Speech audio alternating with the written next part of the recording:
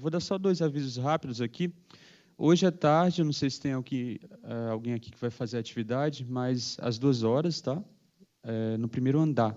A atividade não acontece aqui no auditório, é no primeiro andar, numa sala que fica ao lado da biblioteca. Tudo bem? Outra coisa importante em relação à presença, não esqueçam de dar a presença, principalmente para quem chegou atrasado na semana passada ou vai chegar atrasado nos outros dias, porque se vocês não dão a presença, depois a gente não tem como ver a questão do envio dos certificados, tá? E, por fim, em relação aos bilhetes do metrô, aquelas pessoas que estão vindo pela primeira vez ficaram com dúvidas em relação a isso. Ao término da aula, vocês podem passar na sala aqui ao lado e a gente dá bilhete de metrô ou CPTM, a depender do caso. Tudo bem? Beleza.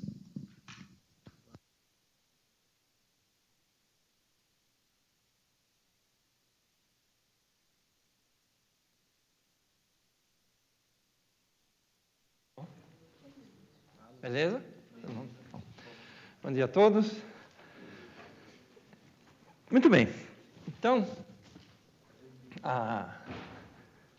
esse curso é sobre aplicações da matemática, né? Então, na aula passada a gente viu como não ser enganado no mundo de hoje, mas também viu que parte disso passa por avaliar ordens de grandeza e tudo mais. Hoje nós vamos aplicar algumas dessas coisas em uma situação específica. Então, a aula de hoje é uma introdução à ecologia. Tá? Portanto, é uma aula mais biológica. Vocês podem se perguntar exatamente o que é ecologia. Eu não vou entrar em querelas exatamente onde acaba ou não a ecologia, mas a maioria das pessoas tem uma visão de que ecologia é meio ambiente, certo? Mas isso não é bem assim. Existe ciência do meio ambiente que tem a ver com uma série de outras coisas. E a gente vai até na segunda parte da aula falar um pouco disso no contexto de aquecimento global. Mas ecologia, basicamente, é um estudo das espécies, animais, vegetais, bactérias, humanos, enfim, tudo, do ponto de vista macroscópico, tá certo? Do ponto de vista da sua relação com o meio ambiente, da relação entre espécies, né? Lá você tem predadores, você tem insetos, tem polinizadores, tudo isso faz parte do grande âmbito da ecologia, certo? E essa é uma ciência que tem, eu não diria nada, em termos de matemática, nada comparável à física, mas que naturalmente tem aspectos matematizáveis e que fazem parte dessa ciência. Né? Então, vamos fazer uma coisa mais participativa aqui. Pensa na biologia. A biologia vai desde lá do DNA, da biologia molecular, vai até ecologia de ecossistemas inteiros. Tá? Todo esse espectro de coisas tem seres vivos e tudo mais. E me digam, me chutem, me deem uma primeira impressão, aonde vocês acham e como vocês acham que pode ter aspectos dessa ciência onde a matemática é importante. Para que serve? Como é que entra a matemática nisso aí? Em geral, quando você tem aula de biologia, ninguém faz matemática na aula de biologia, né? Mas, digam para mim, por exemplo. Os cálculos de populações de uma espécie, por exemplo, quanto ela aumenta ou quanto ela diminui? Por exemplo, exato. Esse é um caso simples. Como é que mas e por que isso tem que pôr matemática? Como é que ela entra? Diga. Exato. Então, tem muita estatística, certamente, tá certo? Você tem medidas e você precisa fazer estatística para saber o que elas representam. Né? Eu diria que tem um aspecto mais básico, que é quando você pensa, por exemplo, em organismos inteiros, você não está pensando em biologia molecular, basicamente, você vai lá e muitas vezes você vai e conta o número de indivíduos de uma espécie. Quero saber, sei lá, quantas pessoas tem aqui dentro, quero saber quantas formigas tem na árvore, alguma coisa, vai lá e conta, certo? E pronto, você já tem um número, certo? Aí você se pergunta como é que esse mundo muda, sei lá, será que está aumentando ou diminuindo? Né? Se eu falar, vai lá na árvore lá fora, me conta o número de formigas. Aí você vai todo dia lá e você vai ter uma tabela de valores, número de formigas naquela árvore, e aquilo vai variar no tempo. E é natural que se coloque a pergunta, por que varia? Certo? Então, varia porque tem várias hipóteses. Pode ser que varie dependendo das estações, pode variar dependendo, não sei, talvez exista alguma outra interação lá, sei lá, alguém põe periodicamente, vai lá e põe inseticida, ou talvez um monte de outros fatores, e tudo isso faz parte de você olhar, você naturalmente tem números se transformam em funções, e funções descrevem a variação no tempo e no espaço dessas populações.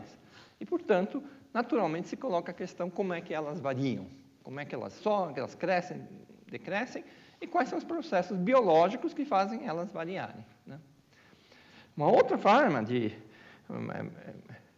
um outro aspecto matemático que nós não vamos discutir aqui, porque não vai ser uma aula de estatística, é o que o colega falou, certo? Você vai, por exemplo, você começa a fazer gráficos, sei lá, da variação de uma população, e você também tem outras variações, né? Sei lá, temperatura, fatores climáticos, outras populações, né?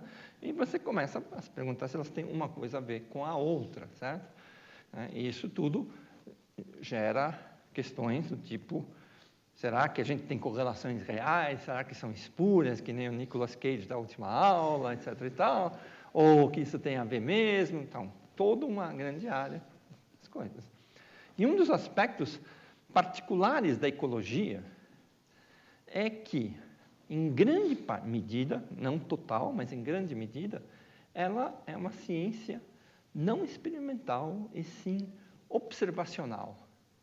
Tem muitas coisas que você só pode observar, certo? Não pode experimentar necessariamente. Vamos dar exemplos. Eu quero saber como está, por exemplo, a população de onças na Mata Atlântica. Certo? Não tem como fazer uma experiência, tem que fazer uma observação. Certo? Alguém tem ideia de como você poderia tentar saber quantas onças tem na Mata Atlântica? Mas você tem elas todas aí? Hã? Oi? Mas é grande a Mata Atlântica. Você não é verdade, você pode pôr uma pessoa cada árvore e ver, mas assim, eu acho que isso aí não vai ser viável. Tá? Aqui depois lá. Colocando aquele chip lá, que eles botam os animais. Isso. Então, mas para isso você tem que pegar a onça, certo? Beleza. Poderia, não. Se forem muitas, vai ser difícil. Lá em cima primeiro. Eu não ouvi direito muito o que ele falou. Botar um chip na onça. Tá. Não, o que eles dizer, por exemplo, pegar uma área específica e medir, por exemplo, quantas onças tem naquela área. Isso. Pegar a área total. Tá. Isso é uma boa coisa. Você não precisa observar tudo. Você pode tentar fazer extrapolações a partir de certos pontos, tá certo? Né? Mas, assim, ainda tem como é que eu acho a onça. Tem, utilizando a metodologia de densidade de onças. Isso. Mata, tem. Nesse tipo de observação, nesse tipo de experimento, a gente teria dados anteriores para ver como poderia ser essa Então, variação lá. você pode talvez ter e também entender a variação e tudo mais, mas nosso problema ainda está sabendo, antes de saber a variação, eu preciso saber como é que eu detecto onça. Tinha uma pergunta por aqui no meio. Não, já não tem mais. Lá. Estudar o tipo de alimento, a presa principal da onça e fazer um lugar que tenha bastante dessa presa para a onça chegar e conseguir a ideia dele, dos metros quadrados. Poderia pensar em atrair. É que é difícil, porque isso tem um raio de atração, mas não é tão ruim a ideia. Mais alguma ideia? Tentar olhar, encontrar um ponto em comum que onças passam e tentar basear nisso, né, observar ao longo de um tempo para tentar fazer fazer a estimativa também por densidade. Isso é uma boa ideia. Então, como é que você observaria isso? Sei lá, um exemplo, um lago, Uhum. um lago lá que é muito comum onças virem para beber água. Certo. Aí olha ao longo do tempo quantas onças Isso, mas vão lá como é que você olha? Você põe um cara lá? Põe uma câmera. Ah, boa ideia. A câmera é bom. Você tinha uma pergunta. Sim, ver a dinâmica da população das presas que as onças caçam. Uhum. Provavelmente deve ter correlação. Se eu não me engano. Tem. O problema disso é que, assim, essas presas não são presas exclusivas das onças.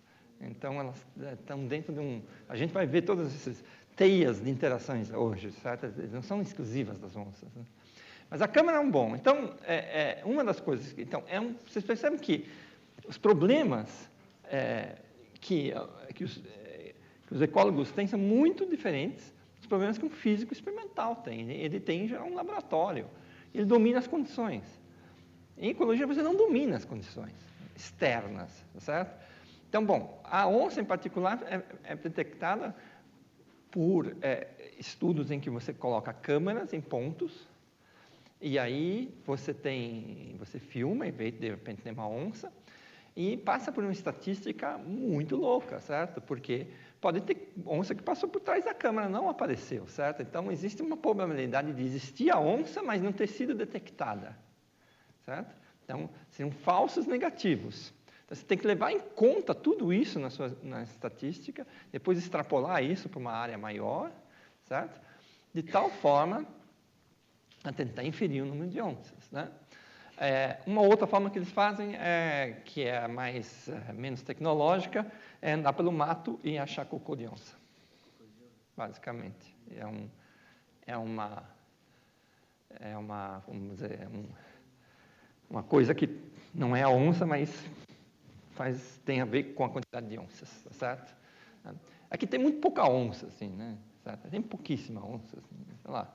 Um colega meu, ecólogo, me falou que em São Paulo deve ter umas 200 onças, acabou, entendeu? Não é nada, certo? Então, bom, você tem esse problema, né? Tá certo?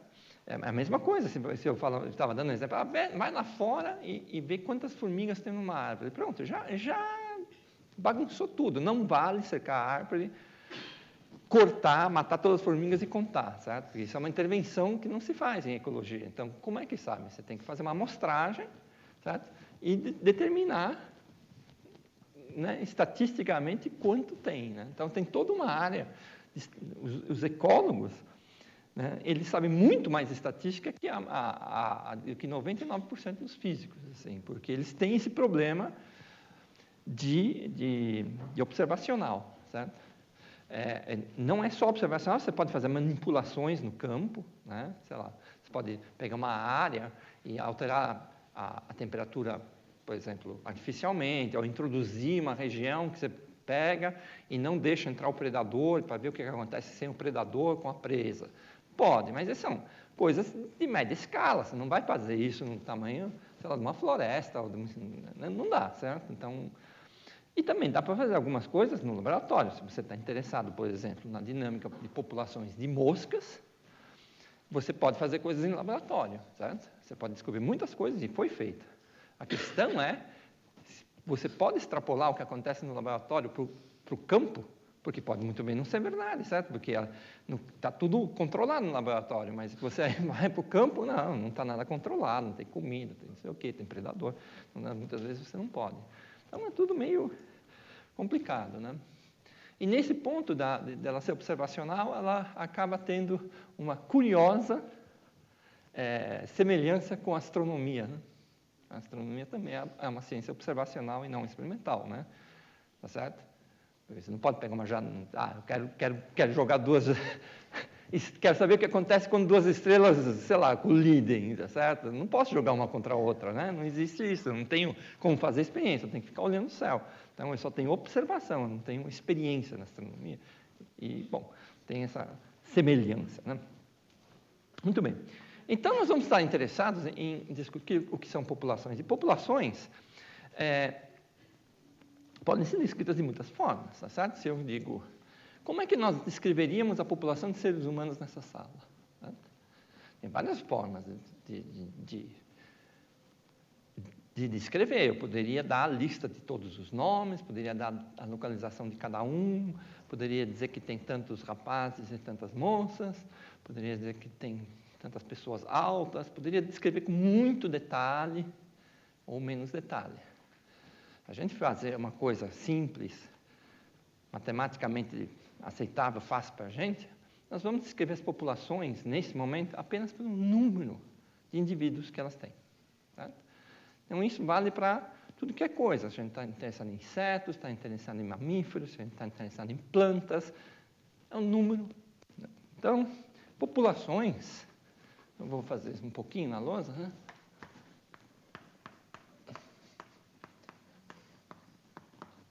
E eu vou descrever por um número que eu vou usar de N, arbitrário a letra, certo? Agora, as populações mudam com o tempo. Então, N é uma função do tempo, certo? Bom, para a gente estudar as coisas, então, é uma função do tempo.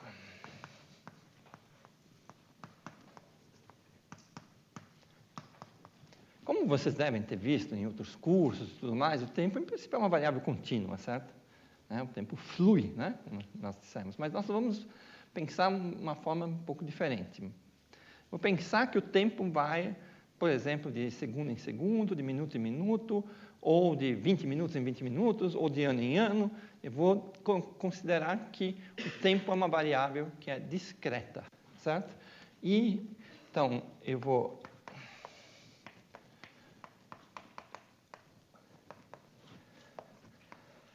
Isso não é nenhuma afirmação sobre a natureza do tempo. Por exemplo, eu posso estar interessado em, por exemplo, que o tempo vá de ano em ano, conforme, por exemplo, eu quero saber, sei lá, a quantidade de flores de uma certa árvore tem. Então, existe a época de florada. Então, você fala assim, em 2005 teve tanto, em 2006 teve tanto. É natural. Você não vai ficar falando isso em tempo contínuo, sabendo que lá, sei lá, em julho não tem nada, em agosto não tem nada, em setembro não tem nada, em outubro não tem nada, pum, tem um monte em novembro, em setembro, dezembro não tem nada, e assim vai. Então, bom, é natural que a gente use ano. Para outras coisas, a gente pode, por exemplo, também considerar que o tempo vai de passo em passo, porque nós fazemos medidas de passo em passo, certo? Então, por exemplo, eu trabalho com o pessoal da USP, que tem dados sobre borboletas. Né? Borboletas que eles coletam lá na USP mesmo, certo? Eles vão uma vez por mês, certo? Então, você tem dado por mês, certo? Não tem dado todo dia, a quantidade. Então, é natural usar o tempo indo de passo em passo. Então, eu vou usar, em vez de usar o usual, né, que seria colocar N de T assim, tá certo? Eu vou usar um N com T embaixo, assim, para dizer a população da espécie que eu estou estudando no tempo T. Diga. O que exatamente significaria discreto? Discreto é diferente de... É um conceito matemático, tá certo? Bom, é um problema mais profundo de análise, tá certo? Vocês sabem que os números reais, tá certo? Eles são um contínuo de números reais. Entre quaisquer dois números reais, tá certo? Tem um outro número real, o que não é verdade se a gente olhasse para os números inteiros, 1 e 2, não tem nada no meio, e não é verdade se a gente pegasse... frações ainda é diferente, tem, tá certo? Mas aqui tem um infinito entre quaisquer dois números, tem um número infinito de outros números, tá certo? Isso é o contínuo, né? Quer dizer, a ideia da reta, né? Pictoricamente, uma coisa contínua, né?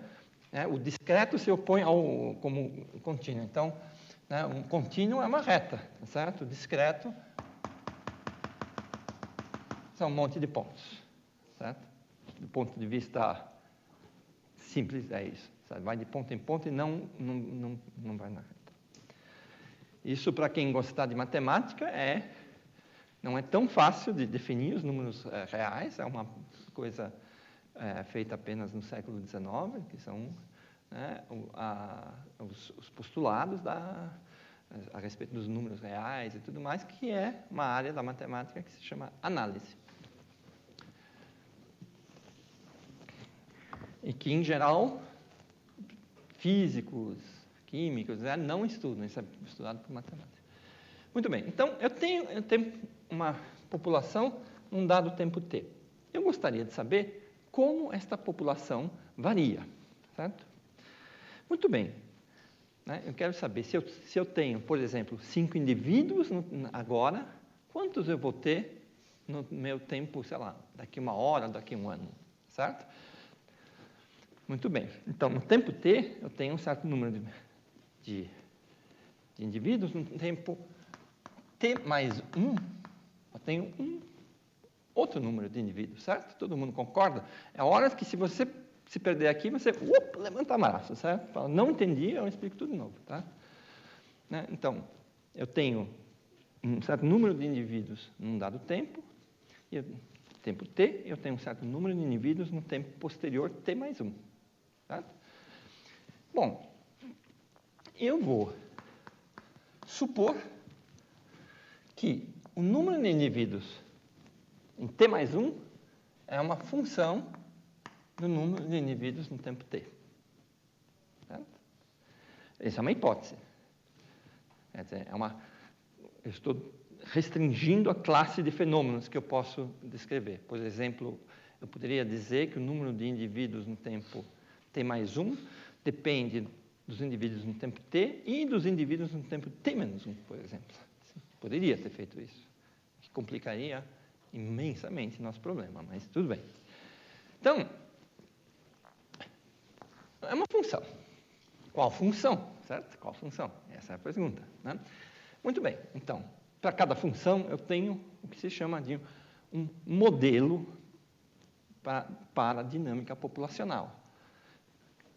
Você vai olhar para esses sistemas biológicos que têm essas populações, e você vai ter que, de alguma forma, colocar ingredientes do mundo biológico nessa função f, certo? Então, por exemplo, nascimento, morte, não é? Essas coisas o que faz uma população variar são basicamente nascimentos, mortes, imigração e emigração, certo? Então, de alguma forma, você vai ter que dizer como os nascimentos, as mortes e os movimentos juntos, num dado tempo, influenciam a população no tempo t mais 1. Né? Bom, muito bem. Ok, então isso é o âmbito geral, certo? Isso aqui é o que se chama, também em matemática, né, uma iteração. Por quê? Porque eu posso querer saber a população num tempo bem mais distante, não t mais 1, certo? Então, como é que eu faço? Eu tenho ela no meu tempo zero, vamos dizer. Agora eu chamo de zero. Eu arbitrariamente digo, agora é zero. Muito bem. No tempo 1, ela é N1. E N1 é a função que ainda não escrevi. Nós vamos deixar de ser abstratos para ser bem mais reais daqui a pouco. É a função no tempo, é a função de N0, certo? É a aplicação disso. Tudo bem? Beleza? Agora, em N2, isso aqui é a função de N1, certo? É sempre do tempo anterior. Mas o N1 é isso aqui. Então, essa é a função aplicada no resultado que a mesma função obteve aqui. Ou seja, eu vou aplicando a coisa em cima dela o tempo todo, tá certo? Então, eu estou no tempo zero, tá certo? Vamos fazer uma função bem simples, tá certo? A função que pega uma variável e multiplica por 2, tá bom? Só para fazer um negócio bem simples. Então, no tempo zero, eu tenho um indivíduo, vamos dizer. No tempo 1, eu vou ter quanto? 2, porque a função multiplica 2, certo? Né? No tempo seguinte, tá certo? É 2 vezes o que tinha no tempo 1, que é 2 vezes o que tinha no tempo 0, certo? É 2, 4, certo? E assim você vai iterando, tá certo? Né? Mais um tempo, você vai ter no tempo 3, ela vai ter 2 vezes o que tinha no tempo 2, que é 2 vezes o que tinha no tempo 1, que é 2 vezes o que tinha no tempo 0, então vai dar 2 mais 2, 8, certo? Então, essa se fosse uma função simples, mas podem ser funções complicadas, que a gente nem vai escrever elas muitas vezes, tá certo? Então, isso é uma iteração.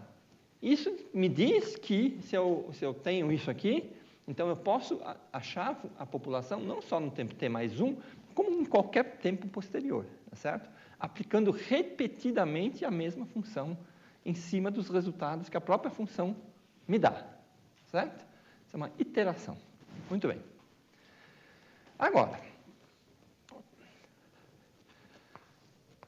como eu estava dizendo, diferentes funções definem diferentes situações biológicas. Qual é o caso mais simples, né? O caso mais simples é a chamada lei de Malthus. Muita gente já ouviu falar em Malthus, não?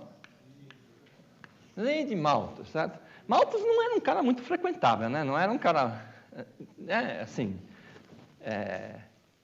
eu brinco às vezes, né? Se você faz, sei lá, se você trabalha com relatividade, buraco negro, você gostaria de ter tirado uma foto com quem? Com Einstein, certo? Tá, beleza, né? Certo? Se você trabalha com teoria de evolução, você queria ter uma foto, sei lá, com Darwin, certo?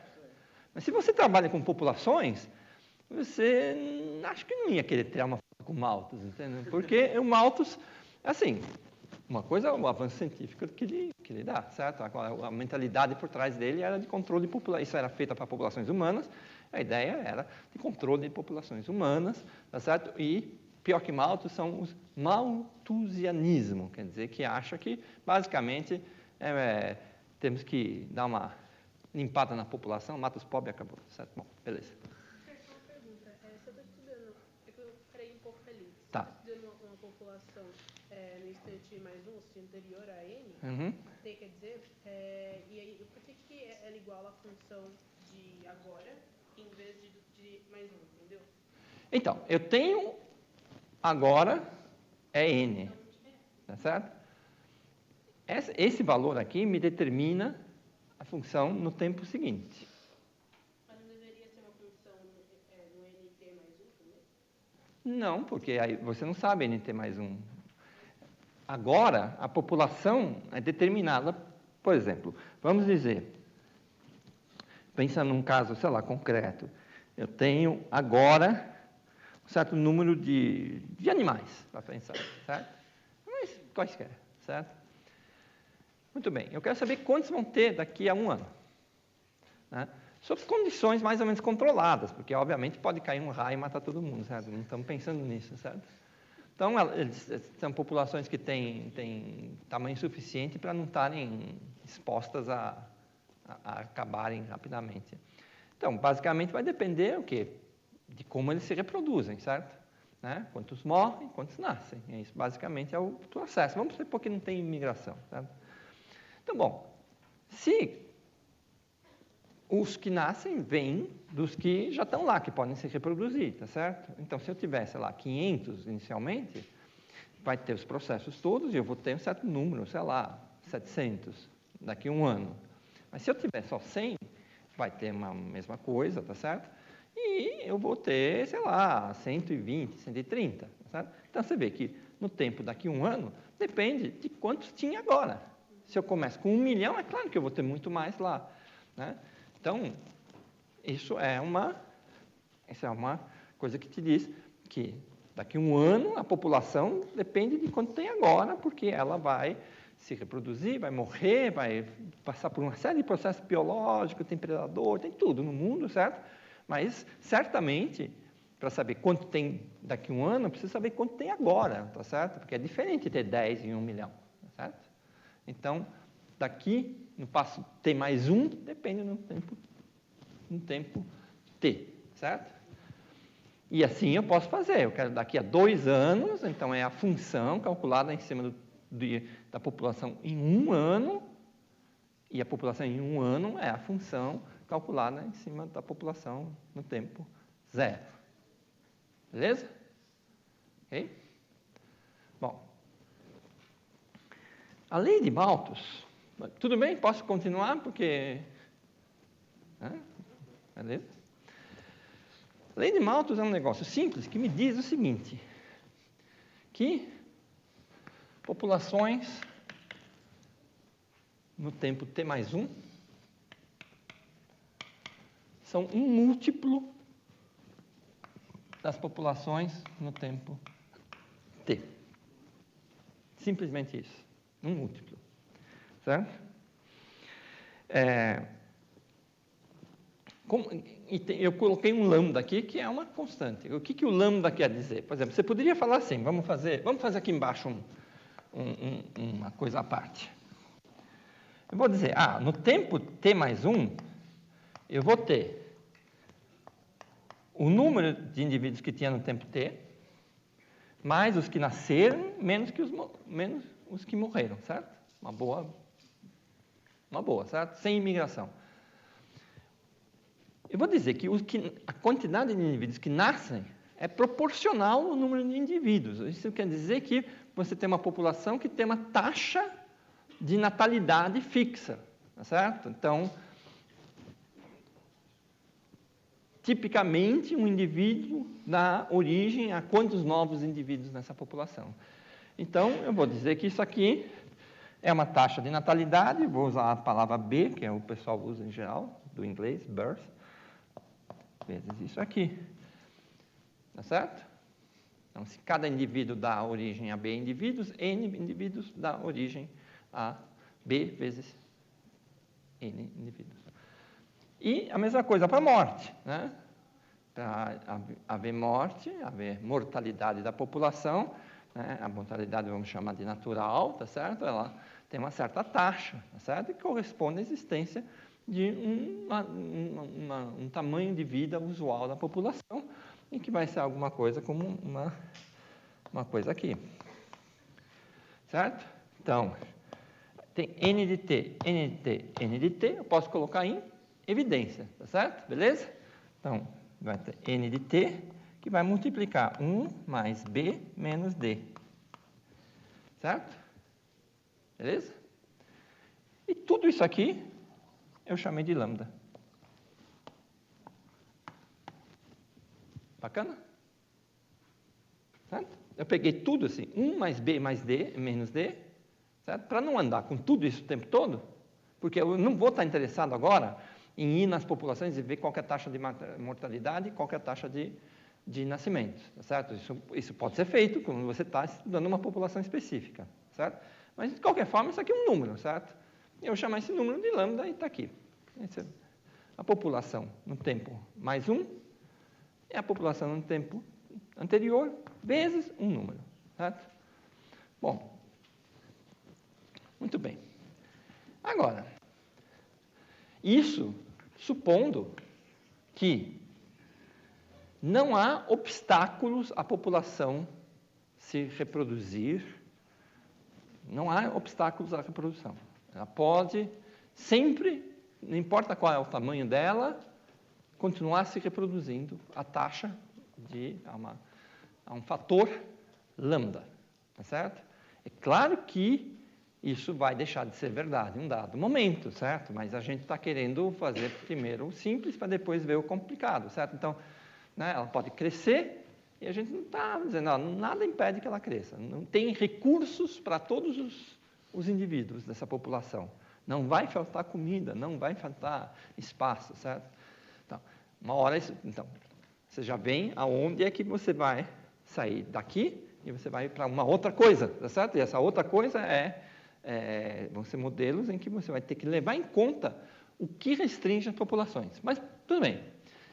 Vamos olhar para a matemática disso aqui. Isso aqui é muito simples, né? Porque você tem N0 inicialmente, depois você tem lambda N0 no tempo 0, você tem isso. No tempo 1, você tem isso, certo? No tempo 2, você vai ter lambda vezes lambda N0, certo?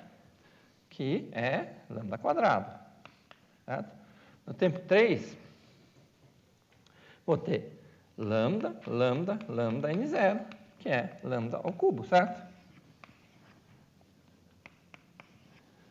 Okay? Beleza? Por quê? Né? Eu começo no tempo, vou refazer, tá certo? Eu tenho N0. No tempo 1, 0 mais 1 dá 1, certo? Então, é n de 0 vezes lambda, que dá lambda vezes n0.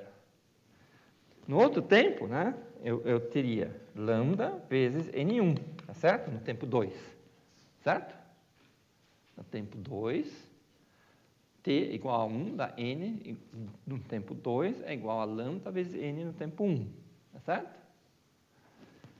Então, mas n no tempo 1 eu sei que é lambda vezes n0. Então, dá lambda vezes n0, que é lambda quadrado. Certo? E aqui é a mesma coisa. Isso aqui é lambda vezes n2, que é igual a lambda vezes lambda n1, que é igual a lambda vezes lambda n0, que é lambda ao cubo vezes n0. Tá certo? Então, num tempo qualquer, certo? Num tempo t qualquer, certo? N num tempo t, agora t é um tempo qualquer, tá certo? Vai ser lambda elevado a t vezes n0. Isso é o quê? Isso é quase uma função exponencial, certo? É que a função exponencial é uma função contínua, certo? Isso aí é o quê? E vocês, quem aqui já viu série geométrica? É uma PG. É uma série geométrica, né? O valor, você tem uma série, o seguinte dividido pelo anterior é uma constante. Exatamente, é uma PG, certo? Bem-vindo ao mundo das PGs. Serve para alguma coisa, certo? Que vocês aprenderam, né? Beleza, certo? Bom, então isso aí é o que a pessoa chama de crescimento exponencial. Se você fizer isso no tempo contínuo, que tudo isso pode ser feito com tempo contínuo, vai dar uma exponencial. Mas para nós está apenas assim, certo? Uma exponencial do número neperiano, né? Muito bem. Agora, será que diga. Oi?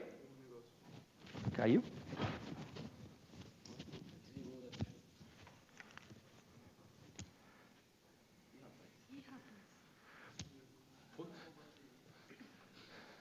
Não, o Data Show acho que... Não, aqui eles estão gravando, peraí. A câmera perdeu. Sim. Deixa eu... Põe pro brejo. Só um minuto, a Isabela vai ver pra gente. Aqui já voltou, ótimo. Porque eu não estava usando, ele desliga automaticamente. Porque a câmera está doida agora. Ó. Uou! Cadê o cara? Cadê o cara?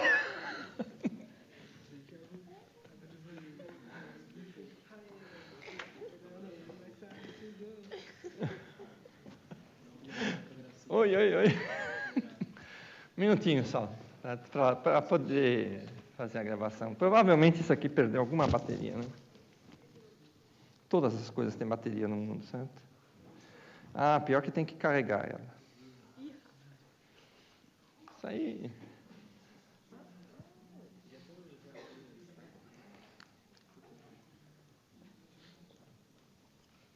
Eu vou lá fora falar com ela, né? Já volto.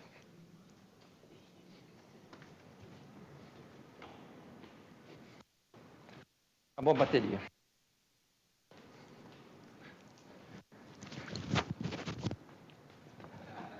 Pronto. Beleza. Não é que carregou tão rápido, é que eles têm uma reserva, certo? Muito bem. Então, a nossa questão é... Isso aqui é um crescimento, e eu quero convencer que isso é um crescimento muito rápido, certo? Então, nós vamos fazer agora um cálculo de Fermi. Beleza. Nós vamos nos deter em saber em uma bactéria, que é a bactéria mais vagabunda que tem em todo o laboratório, tá certo? Que usa muito na biologia, que é a Escherichia coli, mais carinhosamente chamada de E. coli, certo? É uma bactéria muito simples. Ela habita... Então, bactérias têm muitos tipos de estirpes e linhagens, certo? Algumas estirpes e linhagens vivem na nossa flora intestinal, tá certo? E que existem estirpes e linhagens que podem nos atacar também. Então, é uma bactéria perigosa quando é a estirpe perigosa, tá certo? Tem toda a da intoxicação alimentar, basicamente, né? Muitas vezes você come comida estragada, a famosa, sei lá, miojo vencido, sei lá, a maionese estragada, ou qualquer coisa assim, pode ter umas bactérias lá e às vezes é uma E. coli. Muito bem. Está aqui uma breve ilustração de quem é essa bichana, tá certo? Se vocês terem uma ideia, ela é mais ou menos assim. Bacteria reproduce very simply and rapidly by doubling their contents and splitting in two. Just one bacterium, dividing every 20 minutes, could produce nearly 5,000 billion bacteria in one day. Bom, então, vocês viram que ela se reproduz rápido. O dado que eu vou dar para vocês, importante, é o seguinte, que a população se duplica em 20 minutos. Então, eu vou chamar tempo de duplicação.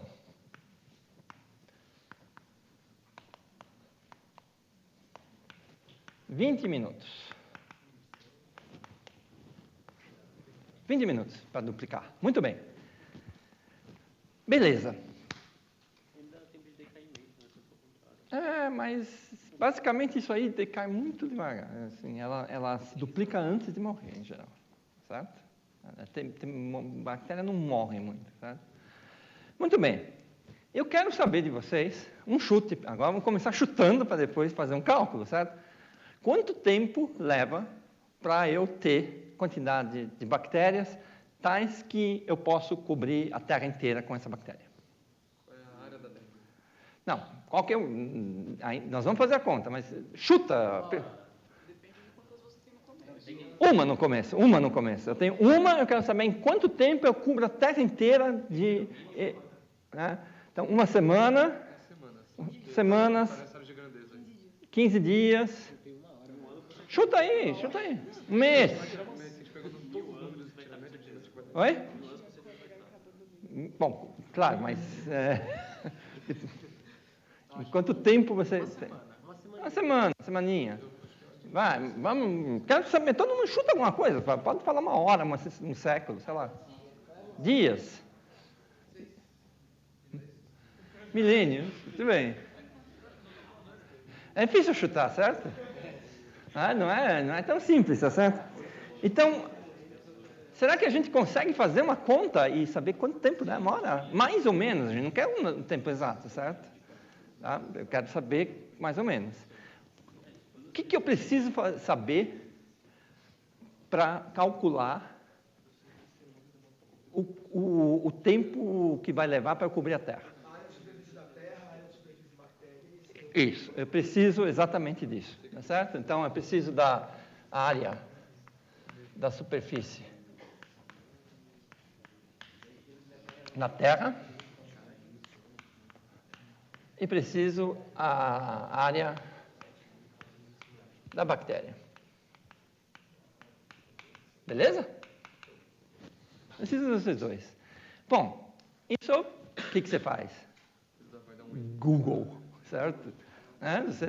Você poderia tentar fazer uma conta, tem caminhos simples e tem menos simples, quer dizer, obviamente você pode pegar o Google, e é o que eu vou fazer, pegar a área da superfície da Terra. Você pode também, porque ela é uma esfera, tá certo? Diz, bom, a gente sabe por aí que dá uns 40 mil quilômetros no Equador e calculo a superfície de uma esfera, etc e tal, mas é pior porque não é bem uma esfera, ela é meio achatadinha, né, e tal. Então, eu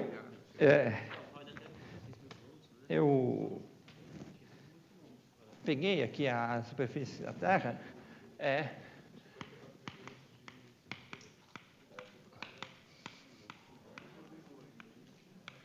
dá isso aqui, certo? Está todo mundo acostumado com notação científica? Então, a gente quer aproximado, certo? Se aproximado, a gente tira esse aqui e põe um 0. Não vai fazer muita diferença, certo? Tudo bem, é aproximado mesmo, certo? Então, isso me faz, isso dá 5 vezes 10 a primeira, segunda, terceira, quarta, quinta, sexta, sétima, oitava. 10 a 8 quilômetros quadrados. E a bactéria?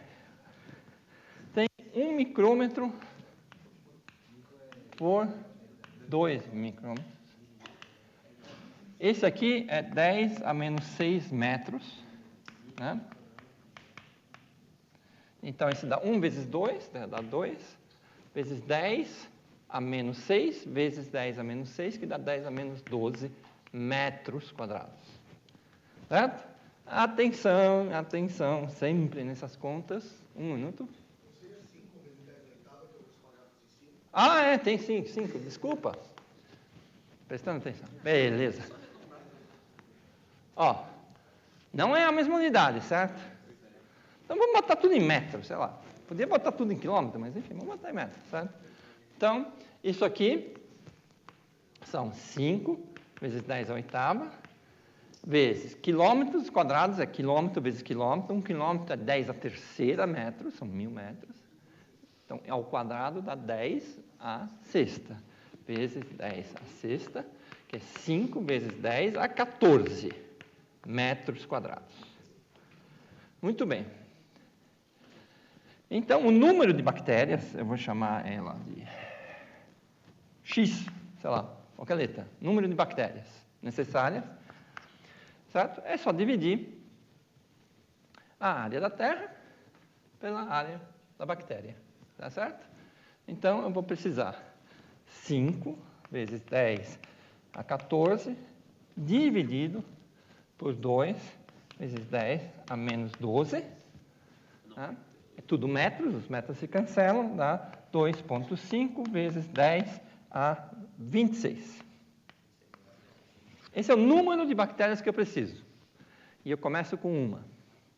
Agora, eu preciso saber quanto tempo leva, a partir de uma, para eu obter esse número. E é isso aí, é aqui. Só que eu não tenho lambda.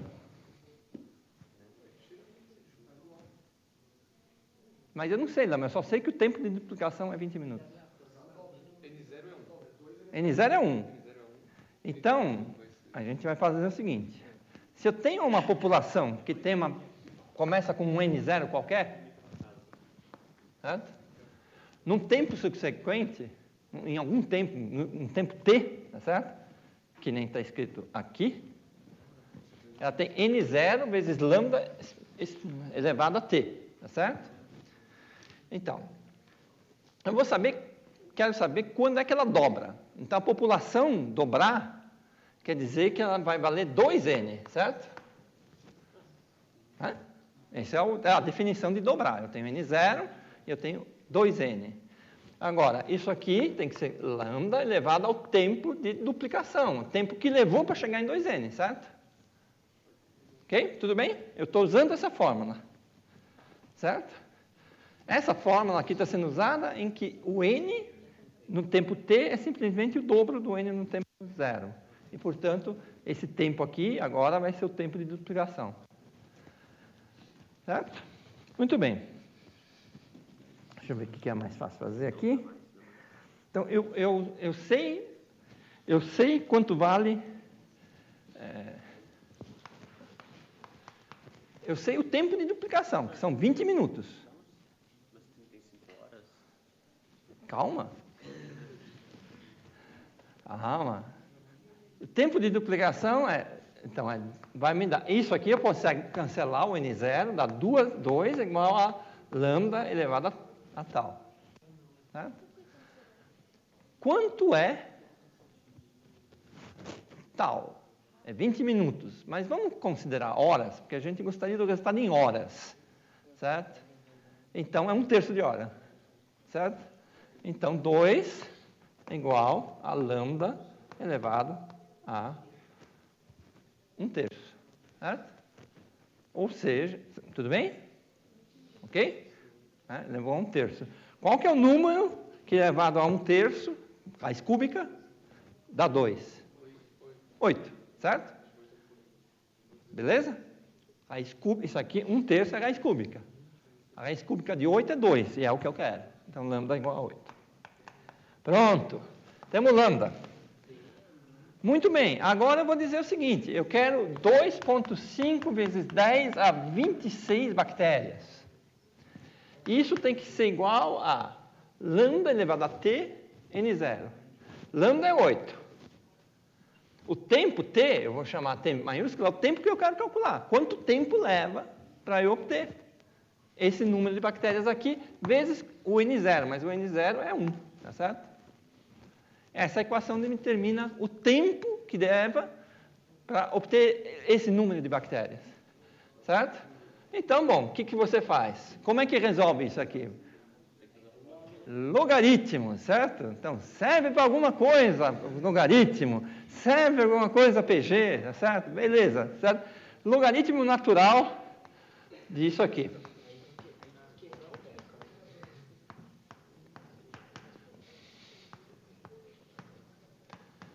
Certo?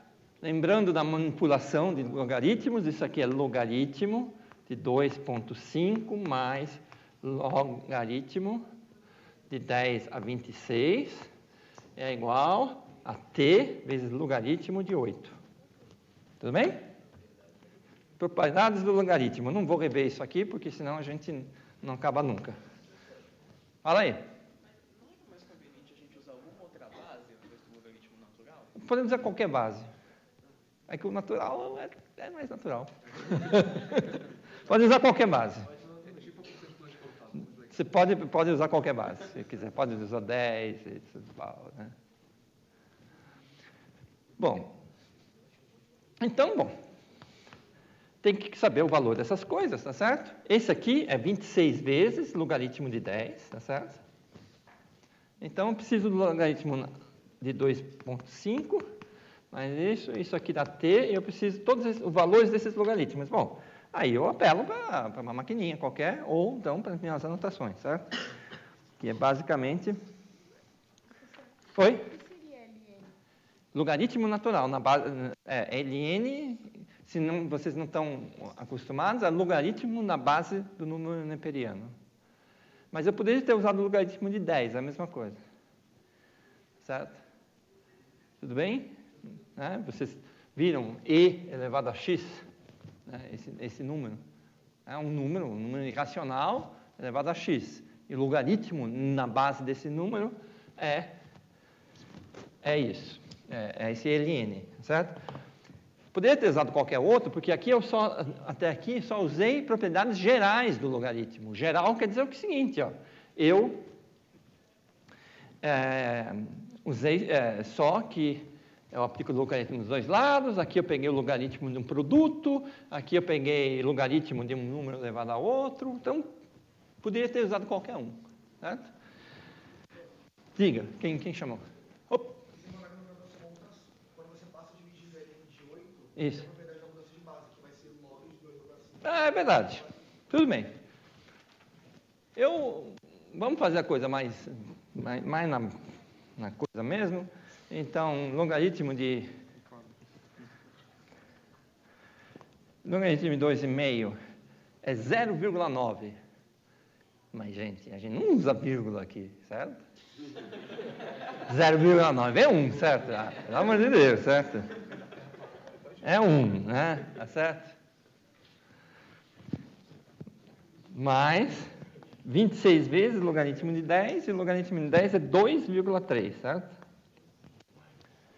Que é igual a t vezes o logaritmo de 8, que é 2,1. Certo? Então, isso me dá...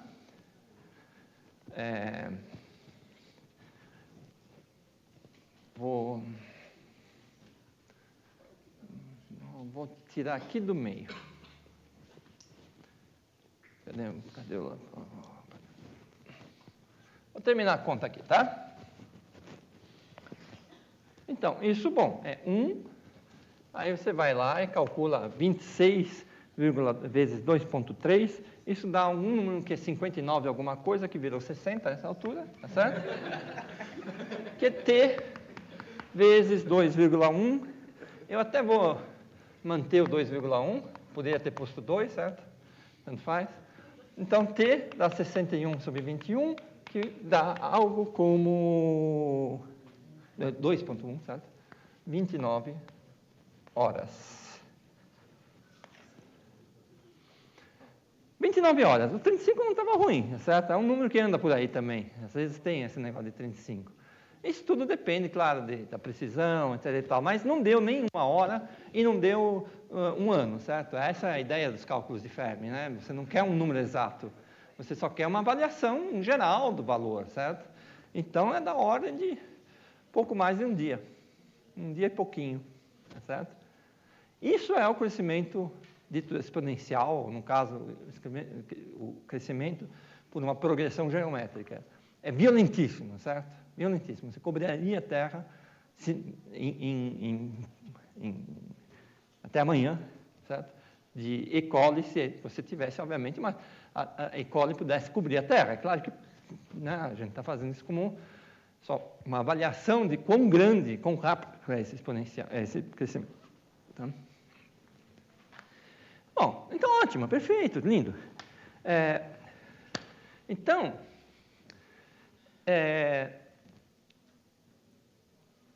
a gente achou isso bacana. Você pode agora fazer para... Você tem que saber, sabendo o tempo de duplicação e o tamanho de um bicho, você pode fazer essa conta para elefante, para gambá, sei lá, dinossauro, enfim, o que você quiser. Você tem que saber o tempo de duplicação. Se você der umas googladas aí, não sei se vai achar em português tempo de duplicação, mas sei lá, em inglês é duplication time, e você acha isso aí, não é difícil de achar, tá certo? Bom, né, você pode se divertir com essas coisas. Então, obviamente, essa lei, ela pode ser boa para descrever um processo inicialmente, mas certamente ela não pode ser verdade para além de uma certa fase de crescimento, né? Por exemplo, essas bactérias, elas crescem em umas placas, chama placa de Petri, certo? Se você começa com uma, realmente o começo da duplicação dessas bactérias se dá até você ter, sei lá, 1 milhão de bactérias, uma coisa assim, se dá de forma exponencial, porque depois, sei lá, acaba a placa, certo? Ou você tem que ter muito nutriente, tem que sempre acontecer alguma coisa, porque senão a gente não tem um mundo coberto de bactérias, certo? Nem de nada. Então, bom, tem que existir processos que contrariem a hipótese básica que eu tinha dito aqui. Se não tem nada que as impeçam de se reproduzir, então eu tenho crescimento desse tipo. Mas sempre tem algo. E o que pode, então, ter que impeça o crescimento? Certo? Bom, aberto a sugestões. Eu tenho uma população de qualquer coisa que você está pensando. Pode pensar em bactéria, pode pensar em planta, pode pensar em pássaro, em vertebrados, em mamíferos, enfim, em insetos. O que faz com que as populações não cresçam infinitamente? Diga. Predadores? Uma das possibilidades é predadores, de fato. Ou seja, eles são predados e, portanto, tem uma mortalidade aumentada, certo? Recursos? Então, recursos, ou seja, e quais são os recursos? Energia?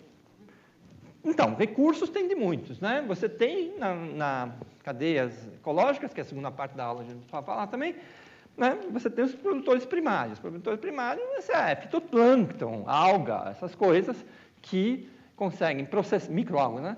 Que conseguem processar luz do sol com compostos inorgânicos e dão origem a compostos orgânicos, tá certo? E que são consumidos, etc. e tal. Mas, por exemplo, se a gente falasse da limitação do crescimento da população, sei lá, dessa classe, poderia ser, sei lá, a quantidade de hambúrguer que eu pudesse pôr aqui em cima, certo? Né? Eu ponho 10, tá certo? Vai ter gente que vai ficar sem, né? Ou então vai ter que rachar em porções tão pequenas que todo mundo morre de fome, né? São dois tipos de limitação, aqui e depois lá. Uma morte de espécie que tem relação orgânica com a primeira. Exato, morte de espécies que, por exemplo, você pode ter que certas espécies só se sustentam através de outras espécies. O caso mais simples e mais comum, que todo mundo fala, blá, blá, blá, são plantas e seus polinizadores. Você mata os polinizadores, a planta não poliniza mais, acaba morrendo todo mundo. Diga. Você também precisa ter uma condição favorável, tipo, em relação à temperatura. Por exemplo, o macaco não vai conseguir sobreviver em todo mundo. Exato. Então, você pode ter, você precisa que as variáveis ambientais estejam numa faixa que dê para a população viver, tá certo? Tudo que a população precisa para viver, as variáveis ambientais, eventualmente as variáveis também de outras espécies, é o que constitui o nicho de uma espécie. Diga. Meteoros. Mas isso não acontece o tempo todo, isso não chega realmente Mudanças climáticas. Mudanças climáticas a gente vai falar rapidamente na segunda parte. De fato, como é que a mudança climática limitaria, tá certo? Então, nós vamos discutir isso um pouco mais. Por que uma temperatura maior pode modificar as populações, tá certo? Tinha uma pergunta aqui, mas acho que você desistiu, certo? Era mesmo, tá bom. Então, tem um monte de coisas, certo? Então, agora nós não vamos fazer isso matematicamente, né? Se alguém tiver interesse, quer dizer, se tiver ou não, eu vou pedir depois da aula que tire xerox as minhas notas de aula. Minhas notas de aula têm mais do que eu estou falando, assim, porque eu estou controlando o tempo, tá certo? E, na verdade, eu tenho até outras funções e tudo mais anotado, mas não vai dar tempo de eu fazer matematicamente, porque a gente vai ficar louco com isso, tá? Então, isso nos leva a uma questão que se chama, tecnicamente, de a questão da regulação populacional. Certo? Então, regulação populacional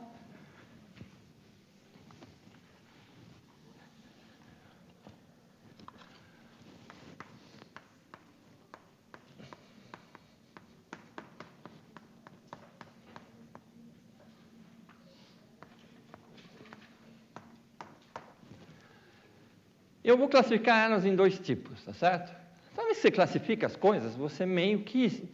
Sempre tem uns casos que não se enquadram exatamente num ou no outro, mas, por outro lado, a gente tem uma facilidade em pensar em coisas claras, tá certo?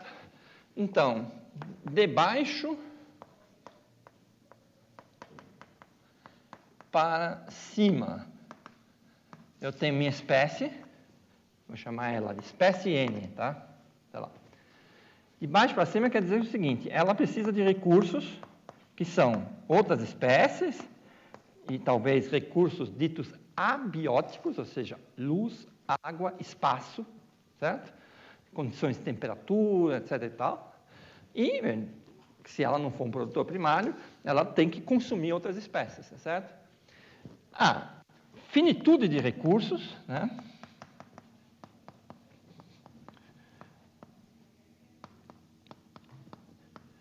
Faz com que, num dado momento, essa espécie não possa crescer mais do que um certo tanto. Né? Isso inclui várias situações, também vou falar rapidamente.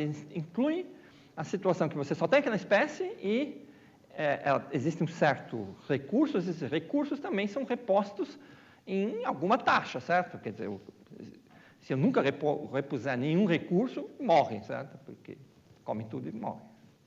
Mas eles são repostos em uma certa taxa, e um dado recurso é capaz de sustentar uma dada população, certo? É o que a gente chamaria de riqueza do ambiente. Se eu tenho um ambiente rico de nutrientes, eu tenho populações muito maiores do que se eu tenho baixas. E isso vale para o bem e para o mal. Tem vezes que você não quer certas populações. Caso, por exemplo, se você pegar lagos, tá certo? E o lago, quando você polui, você põe nitrogênio. O nitrogênio é alimento para certos tipos de plantas e algas, tá certo? No dia seguinte está tudo verde, porque a população tinha muito nutriente, acaba tendo uma população muito grande de plantas e algas, etc. e tal, que acaba individualizando, em geral, a vida dos peixes, tá certo? Então, tudo é um equilíbrio, certo? Mas, enfim. Então, você põe mais recursos, vai ter população maior, menos. E assim, mais ou menos, é a ideia. da regulação de baixo para cima.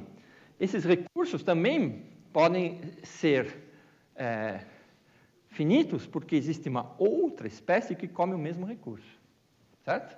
Então, você tem o quê? Competição. Isso é chamado de uma interação ecológica, e você tem competição entre espécies. Você tem uma que consome o mesmo recurso que a outra, e um dos resultados fundamentais da teoria ecológica é que, se você tem um recurso só, e você só consegue sustentar uma espécie, se duas espécies consomem aquele mesmo recurso, a que for mais eficiente acaba fazendo com que a menos eficiente acabe excluída desse sistema. A ideia de exclusão chama-se exclusão competitiva. E chama-se, normalmente tem o nome de princípio, mas também pode ser visto como resultado da teoria ecológica, a teoria matematizável, enfim. E é formulado nos anos 30, tá certo? Então, a ideia é que, se você tem dois recursos, você pode ter duas espécies, se você tem N recursos, pode ter N espécies e não mais. E sempre você vai ter o que é mais eficiente, ou seja, que consegue viver com menos daquilo, tá certo? Então, ele tem uma eficiência de conversão maior. Esse exclui o outro. E isso está ligado a o quê? O que vocês podem imaginar que isso possa estar ligado a uma ideia muito fundamental da biologia? Seleção natural. Exatamente. Está ligado à seleção natural. Tá certo? Então, nesse tipo de regulação que você tem uma ponte para a ideia de seleção natural e, portanto, uma ponte para a teoria da evolução. Certo? A teoria da evolução precisa de seleção natural, além, evidentemente, precisa de reprodução da espécie e precisa de variabilidade, que a gente sabe hoje em dia, que é devido a mutações. Né? Bom, e se tem de baixo para cima, tem de cima para baixo.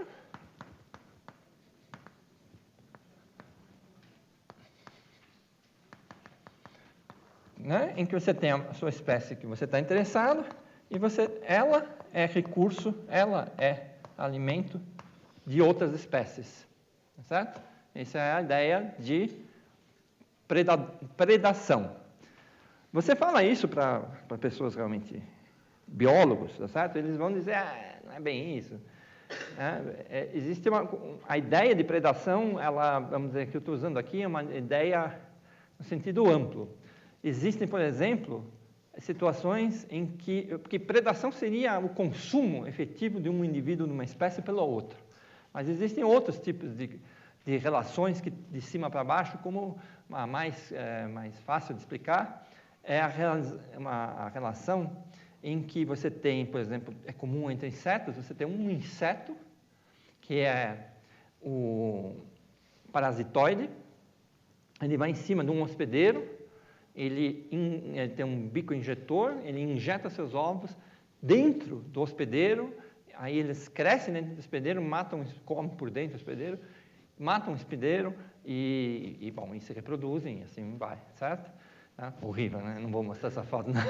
Certo? Bom, isso é uma relação de parasitoidismo, né? Que também é uma relação de cima para baixo, mas a gente vai chamar isso de uma forma geral de predação, tá certo? Então, são as duas formas básicas de regulação populacional, que de cima para baixo, de baixo para cima. É claro que você também tem situações que seriam nem de cima para baixo, nem de baixo para cima, seriam relações mutualísticas, né? Basicamente, você tem, sei lá, planta e polinizador, não é? Elas de alguma forma, são simbióticas, né? Tá certo? Muito bem. Vamos fazer um intervalo. A gente volta precisamente 15 para o meio-dia, para a eletrizante segunda parte desta apresentação.